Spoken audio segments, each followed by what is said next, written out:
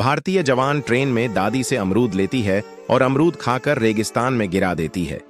रात को बहुत तेज बारिश होती है और अमरूद को नमी मिल जाती है और उससे एक पौधा बाहर निकल आता है। पौधा बड़ा होता है लेकिन तेज धूप से पौधा सूख जाता है।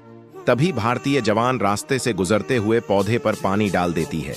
तभी कुछ महीने में पौधा धीरे धीरे सुंदर अमरूद का बड़ा पेड़ बन गया। फिर जब भारतीय जवान छुट्टी में घर वापस आती है तो पौधे को देखकर खुश होती है और अमरूद तोड़कर खाने लगते हैं।